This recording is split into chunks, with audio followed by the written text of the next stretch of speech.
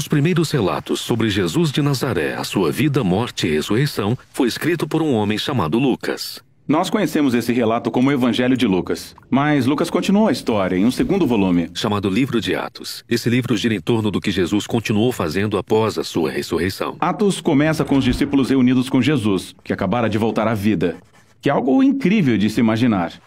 E durante semanas, o Jesus ressurreto continuou ensinando a eles sobre o seu reino de cabeça para baixo, a nova criação que ele iniciou através da sua morte e ressurreição. Isso é algo emocionante, e os discípulos estavam prontos para divulgar este reino para o mundo. No entanto, Jesus manda que eles aguardem e permaneçam em Jerusalém até receberem um novo tipo de poder, e assim possam ser fiéis testemunhas de Jesus e seu reino. Então ele diz que sua missão vai começar em Jerusalém, depois seguirá para a Judéia e Samaria, e de lá para as nações. Isso é como um roteiro para o livro inteiro de Atos.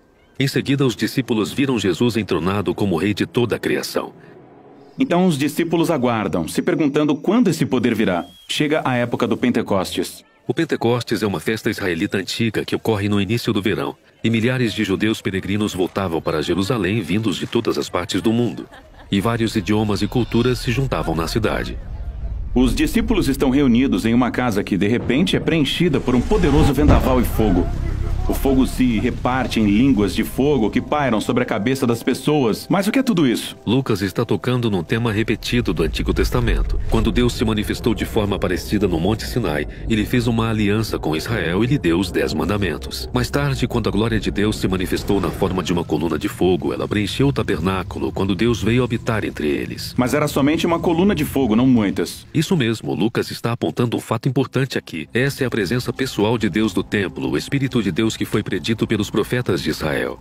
E agora iria habitar no novo templo do corpo de Jesus, ou seja, no seu povo. Eles se tornaram pequenos templos móveis, onde agora Deus iria habitar. E eles começaram a contar histórias sobre Jesus em idiomas que não conheciam antes. Mesmo assim, os visitantes conseguem entendê-los. O que estava acontecendo? Bem, Pedro se levanta e explica que esse é o cumprimento da esperança de Israel com base nas Escrituras. O plano de Deus sempre foi usar a família unificada de Abraão para trazer paz e justiça ao mundo. Mas as tribos de Israel haviam se espalhado por causa do exílio. Agora, aqui no Pentecostes, representantes de todas as tribos se reúnem e são apresentados ao seu Messias, o Jesus crucificado e ressuscitado, para que agora possam se tornar o povo restaurado de Israel. E milhares deles começam a seguir o caminho de Jesus.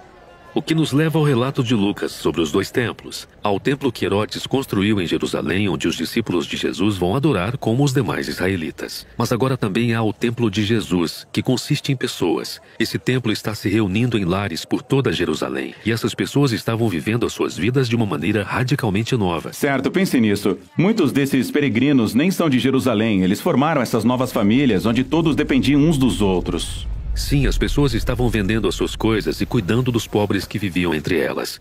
Elas tomavam as refeições juntas. Elas faziam suas orações diárias juntas. Elas estavam aprendendo com os apóstolos o que significava viver como se Jesus fosse o verdadeiro rei do mundo. E deve ter sido emocionante. Mas nem tudo é diversão e brincadeira.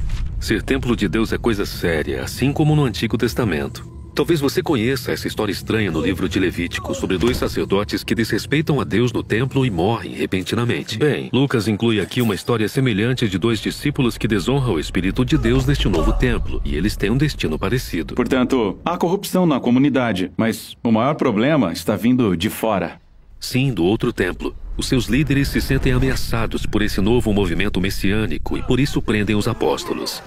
Eles tentam detê-los. E isso nos leva à história final da sessão de Atos sobre Jerusalém, onde conhecemos um novo discípulo, Estevão. Ah, sim, o Estevão. Ele é incrível. Ele se destaca como um líder entre os discípulos para servir aos pobres. E ele ia aos pátios do templo ensinar as pessoas sobre o caminho de Jesus. Os líderes do templo prendem Estevão e encontram falsas testemunhas para acusá-lo de desonrar Moisés e de ser um terrorista que está ameaçando o templo. Em resposta a isso, Estevão faz um discurso poderoso sobre como toda aquela situação era previsível. Sim, ele recontou toda a história do Antigo Testamento, destacando personagens como José, Moisés e os profetas, pessoas que foram constantemente rejeitadas e perseguidas pelo seu próprio povo.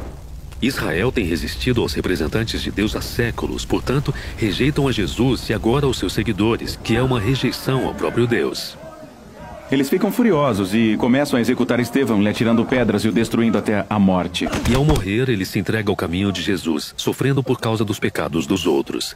E então ele exclama com a voz bem alta: Senhor, não condenes esta gente por causa deste pecado. Isso foi basicamente o que Jesus disse antes de morrer. Exatamente. Estevão se torna o primeiro mártir do movimento de Jesus, precedendo muitos outros. Mas essa perseguição contém sementes de esperança, razão pela qual Lucas nos apresenta um novo personagem aqui, um líder religioso chamado Saulo. E ele fica de pé diante do cadáver de Estevão e até aprova o que aconteceu. Espera aí, Saulo? Você quer dizer que era o homem que se tornou o apóstolo Paulo? Sim, Lucas está mostrando como até esse trágico assassinato não pode parar o reino de Jesus.